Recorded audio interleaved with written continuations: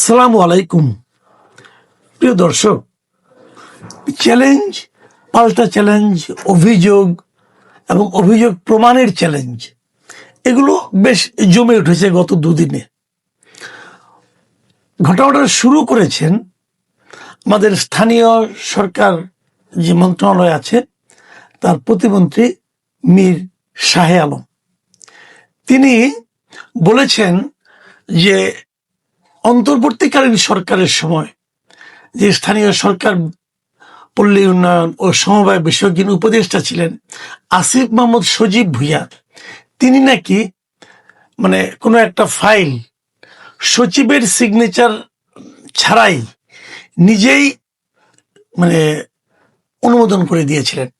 এটা অনেকটা গায়ের জোরে বলা যায়, কারণ সচিবালয়ের কাজের নিয়মটা হলো এমন, ধরেন কোনো একটা প্রজেক্ট, কোনো একটা বিল পাস করতে হবে, কোনো একটা প্রকল্প পাস করতে হবে, তো প্রকল্প শুরু করতে হবে, এগুলো বিভিন্ন ধাপে ধাপে হয়ে হয়ে সচিব পর্যন্ত আসে।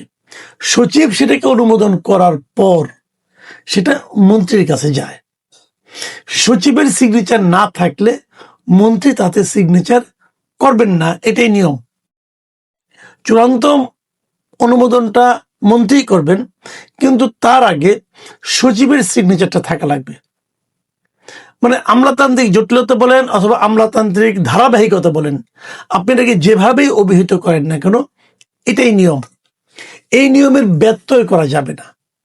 কিন্তু মীর শাহে আলম যে অভিযোগটা করেছেন, তিনি বলেছেন যে আসিফ মাহমুদ সজীব ভুঁইয়া যখন উপদেষ্টা ছিলেন তখন তিনি এমনও কাজ করেছেন যে সচিবের সিগনেচার ছিল না একটা ফাইলে, কিন্তু উনি গাইড জুটে সেটাতে সিগনেচার করে দিয়েছেন এবং সেটা কাজ শুরু করে দিয়েছেন অথবা বিল পাস করে দিয়েছেন, কিছু একটা করেছেন।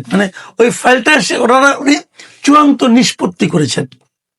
এই কথাগুলো এই আপনার প্রতিমন্ত্রী মীর শাহে আলম শনিবার দিন, গতকাল শনিবার, সচিবালয়ে নিজের দপ্তরে সাংবাদিকদের সঙ্গে আলাপকালে এই অভিযোগটা করেন। এবং তিনি কি বলেছিলেন আমি যদি একটু আপনাদেরকে পড়ে শোনাই। উনি বলেছিলেন একটা ফাইল নোটিশে এসেছে, একটা ফাইল ওনাদের নজরে এসেছে যে অন্তর্বর্তীকালীন সরকারের সময় একজন উপদেষ্টা সচিবের সই ছাড়াই জোর করে ফাইল নিয়েছেন, নিজে সই করে অনুমোদন দিয়েছেন। এটিও তদন্তের মধ্যে আসবে, যেটি একদম rules of procedure, rules of বিজনেসের পরিপন্থী। এই কাজটা উনি বলেছেন। উনি প্রথমে কোন উপদেষ্টার নাম বলেননি, কিন্তু পরবর্তী সময়ে আবার নামটাও ডিসক্লোজ করেছেন এবং জানিয়েছেন এটা ওনারই মন্ত্রণালয়ের যিনি উপদেষ্টা ছিলেন মিস্টার আসিফ মাহমুদ সজীব ভুঁইয়া, উনি এই কাজটা করেছেন। তো গতকালকে দুপুরের দিকে এই অভিযোগটা করার পর কালকে সন্ধ্যার দিকে আসিফ মাহমুদ সজীব ভুঁইয়া উনি ফেসবুক লাইভে এসেছিলেন এবং উনি ফেসবুক লাইভে এসে প্রতিমন্ত্রী মীর শাহে আলমকে পাল্টা চ্যালেঞ্জ করেছেন এবং তিনি বলেছেন, উনি প্রায় 24 মিনিট কিন্তু সেই লাইভে ছিলেন এবং উনি সেখানে চ্যালেঞ্জ করেছেন যে কোন ফাইলটা এরকম হয়েছে যেখানে আমার সিগনেচার আছে কিন্তু সচিবের সিগনেচার নাই, এটা দয়া করে আমাকে আপনারা দেখান। এই চ্যালেঞ্জটা উনি কিন্তু করেছেন এবং উনি বলেছেন এটা রবিবারের মধ্যে দেখাবেন, আগামীকালকের মধ্যে দেখাবেন। চ্যালেঞ্জটা কি সেটা আমি আপনাদের একটু পরে বলছি, ডিটেলে যাচ্ছি। তারপর উনি আবার একটু অন্যভাবে বলেছেন যে ওনারা তো নতুন 3 মাস ধরে মাত্র এসেছেন, ওনারা হয়তো অনেক কিছু বোঝেন না, প্রক্রিয়াটা ওটা বোঝেন না যে অনেকগুলি প্রক্রিয়া আছে এখানে। অনেক সময় সচিব হয়তো দেশে থাকেন না, দেশের বাইরে আছেন, ওই সময় যদি কাজটা করতে হয় তাহলে যিনি অতিরিক্ত সচিব আছেন অথবা সিনিয়র যে অফিসার আছেন মন্ত্রণালয়ের, তারা সিগনেচার করলে তার মধ্যেও মন্ত্রী হিসেবে অথবা উপদেষ্টা হিসেবে সিগনেচার করা যায়। এইভাবে উনি বলার চেষ্টা করেছেন। তার বোঝা যাচ্ছে এ ধরনের কিছু একটা ঘটনা হয়তো বা ঘটেছে, সচিব হয়তো সময় বাইরে ছিলেন, তখন অতিরিক্ত সচিবের হয়তো সিগনেচার আছিল, এরকম মনে হচ্ছে আমার কাছে। কিন্তু এখানে আবার আরেকটা নাটক কিন্তু আছে। নাটকটা আছে এরকম, ধরা যাক উনি একটা প্রজেক্টকে দিতে চাচ্ছেন, সিগনেচার করবেন উনি, কিন্তু সচিব সিগনেচার করছেন না, অথবা ফাইলটা উনি বুঝতে পেরেছেন যে সচিবের কাছে পর্যন্ত আসলে হয়তো সচিব সেটা বুঝে সিগনেচার নাও করতে পারেন, হয়তো প্রশ্ন করতে পারেন যে এটা দেওয়া ঠিক হবে না। এই ধরনের আশঙ্কা হয়তো বা উনি টের পেয়েছেন, টের পেয়ে উনি অপেক্ষা করেছেন। হয়তো সচিব কোনো একটা প্রয়োজনে দেশের বাইরে গেছেন, ঠিক ওই সময়ে উনি হয়তো তার অধস্তর যিনি আছেন, আরেকজন সিনিয়র মোস্ট যিনি আছেন, তাকে দিয়ে বলছেন তুমি সিগনেচার করে দেন, আপনি করে দেন, আমি সিগনেচার করে দিচ্ছি। এরকমও কিন্তু অনেক সময় হয়, নিজের পছন্দের লোকটাকে রেখে থাকলে তাকে দিয়ে কাজটা করানোর জন্য অপছন্দের লোককে কোনো কারণে কোনো একটা অজুহাত দেশের বাইরে পাঠিয়ে দেওয়া হয়, অথবা অন্য কোনো কাজে পাঠিয়ে দেওয়া হয়, অথবা ছুটিতে পাঠানো হয়, তারপরে আরেকজনকে দিয়ে কাজগুলি করে নেওয়া হয়। এগুলো এই সমস্ত ফাঁকি ঝুঁকি চোরাগুপ্তা সিস্টেম দেশে চলে, নতুন কিছু না। তো সেরকম কিছু হয়েছে কিনা আমরা জানি না, তবে মীর শাহ আলম বলেছেন উনি এটা তদন্ত করবেন, তদন্ত করলে হয়তো জিনিসটা বুঝতে পারবেন। এবং আসিফ মাহমুদ সজীব ভুঁইয়া কিন্তু এই কথাগুলি বলেছেন। আমি বরং সজীব ভুঁইয়ার মুখের কথাটা আপনাদেরকে একটু বলি।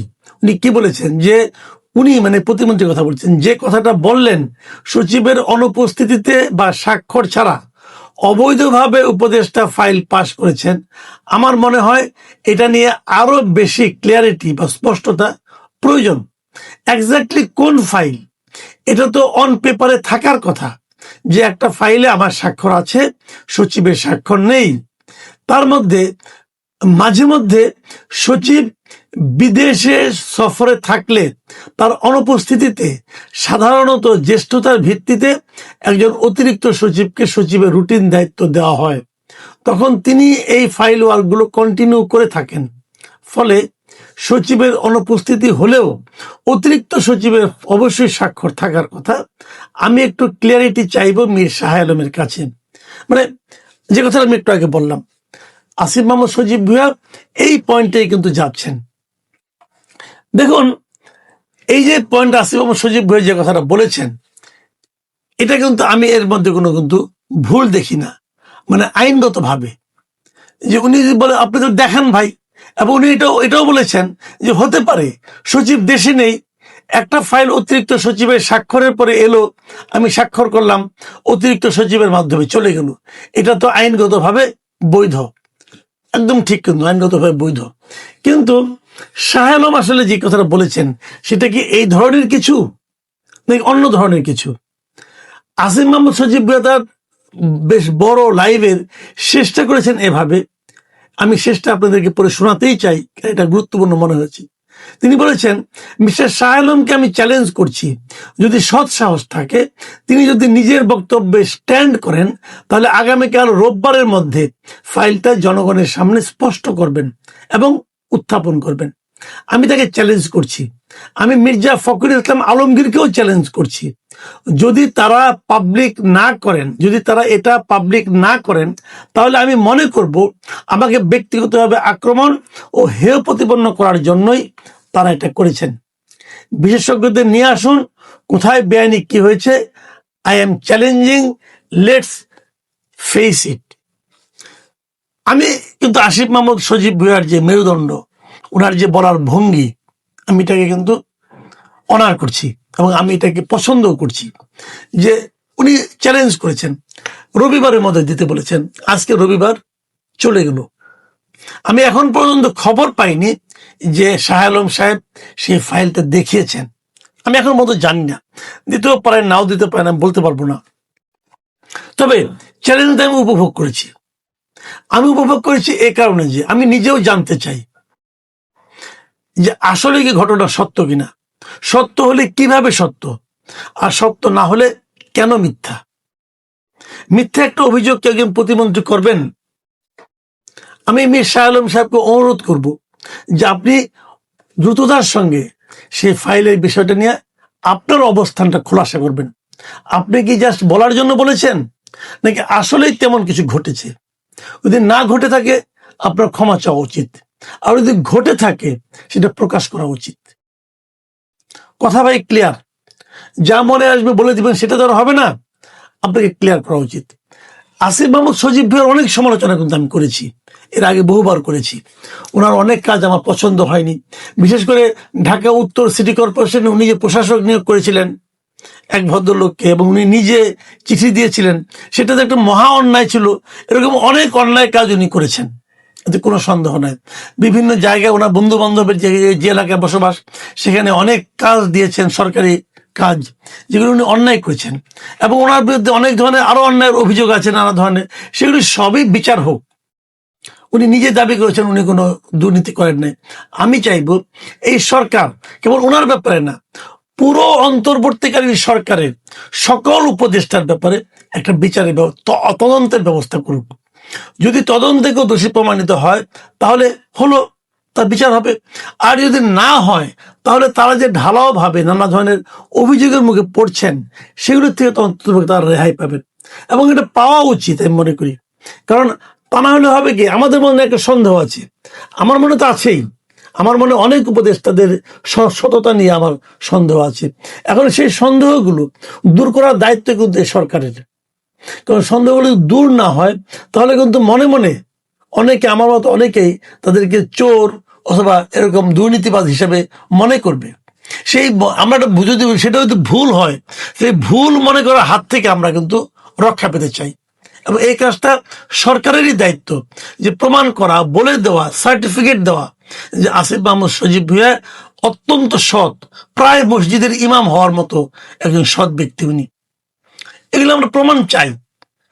আর এই সুযোগটা এসেছে, আমরা কিন্তু খেয়াল করেছি যে বিএনপি সরকার অন্তর্বর্তীকালীন সরকারের কোনো দুর্নীতি নিয়ে কোনো ফাইল ওপেন করতে রাজি হচ্ছে না।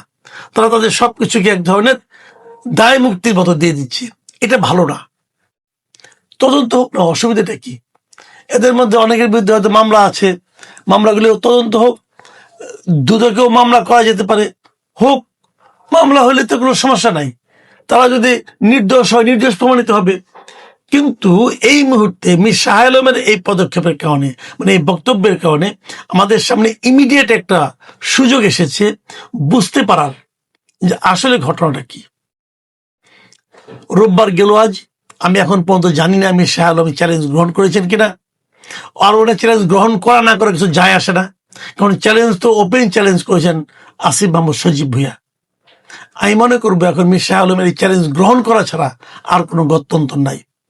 ওনাকে প্রমাণ করতে হবে যে ওনার কথাটা ঠিক ছিল কি ছিল না। প্রিয় দর্শক, আমার মনে হয় আমরা আরো 2 দিন অপেক্ষা করি, দেখি কি পাই। না হলে এটা নিয়ে আমরা আবার আলোচনা করব।